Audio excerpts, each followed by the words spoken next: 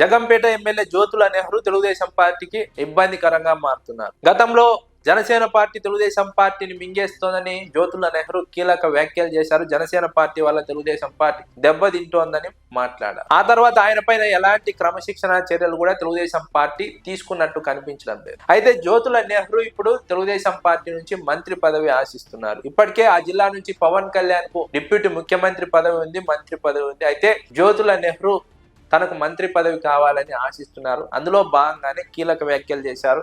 ఇటీవల కార్యకర్తల సమావేశం నిర్వహించి ఆ సమావేశంలో జగ్గంపేట నుంచి వచ్చే ఎన్నికల్లో తన కొడుకు జ్యోతుల నవీన్ పోటీ చేస్తారని ప్రకటించారు. తాను జిల్లాలో ఏదో ఒక నియోజకవర్గం నుంచి పోటీ చేస్తానని ప్రకటించడం గమనార్హం. మిగిలిన ఎమ్మెల్యేలు జ్యోతుల నెహ్రూ ఏ నియోజకవర్గం పైన కన్ను వేస్తారోనన్న అనుమానంతో ఆందోళనతో ఉన్నటువంటి ఒక నేపథ్యం. జ్యోతుల నెహ్రూ ఈ వ్యాఖ్యలు చేయడం వెనుక ఉన్నటువంటి కారణం ఏంటి? చంద్రబాబు నాయుడు ఒకే కుటుంబంలో 2 టికెట్లు ఇవ్వరని తెలిసినప్పటికీ ఎందుకు జ్యోతుల నెహ్రూ ఈ వ్యాఖ్యలు చేశారు? ఒకవేళ చంద్రబాబు నాయుడు టికెట్లు 2 ఇవ్వకపోతే జ్యోతుల నెహ్రూ మనసు మార్చుకొని పార్టీ మారే ప్రయత్నం చేస్తారా అన్న ప్రశ్న కూడా రాజకీయ వర్గాల్లో ఉంది. జ్యోతుల నెహ్రూ మనసులో 2 మాటలు ఉన్నాయి.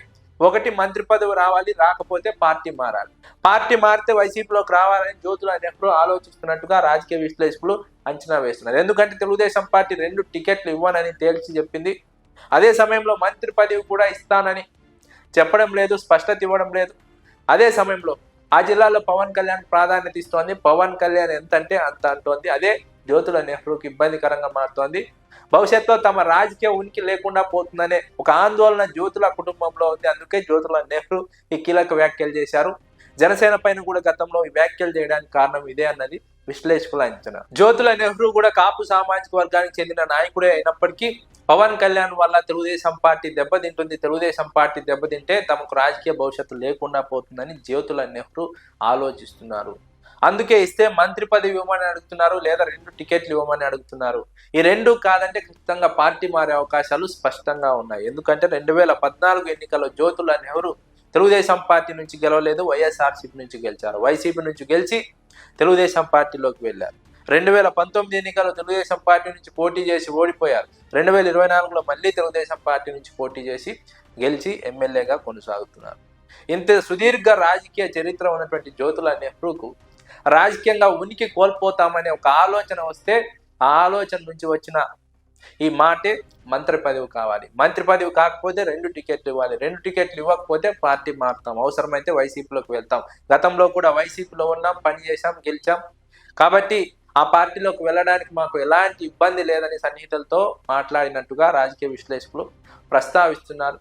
దీంతో తెలుగుదేశం పార్టీకి ఇది ఇబ్బందికర పరిణామంగా మారుతోంది. ముఖ్యంగా జ్యోతుల నెహ్రూ తన రాజకీయ భవిష్యత్తు గురించే ఆలోచిస్తున్నారు. పవన్ కళ్యాణ్తో ఇలాగే కలిసి వెళ్తే ఉనికి లేకుండా పోతుందని భయపడుతున్నారు. తెలుగుదేశం పార్టీ విషయాలను పట్టించుకోకుండా తమను బలి చేస్తున్నారని ఒక ఆందోళన జ్యోతుల నెహ్రూలో ఉంది. కాబట్టి ఇస్తే మంత్రి పదవి ఇవ్వాలి, లేదా 2 టికెట్లు ఇవ్వాలి.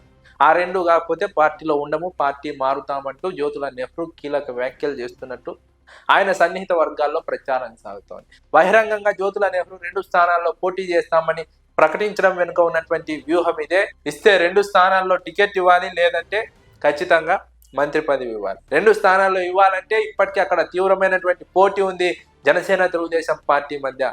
ఇప్పటికే ఆయా నియోజకవర్గాల్లో బలమైనటువంటి ఎమ్మెల్యేలు ఉన్నారు, బలమైన అభ్యర్థులు ఉన్నారు. వారిని కాదని జ్యోతుల నెహ్రూకు 2వ స్థానంలో టికెట్ ఇవ్వలేరు. కాబట్టి 2వ స్థానంలో ఇవ్వకపోతే మంత్రి పదవి ఇవ్వాలి. మంత్రి పదవి ఇవ్వకపోతే 2వ స్థానంలో టికెట్ ఇవ్వాలి. ఈ 2 ఇవ్వకపోతే పార్టీ మారుతామన్నట్టుగా జ్యోతుల నెహ్రూ వ్యవహారం మారిందని విశ్లేషకులు అంచనా వేస్తున్నారు.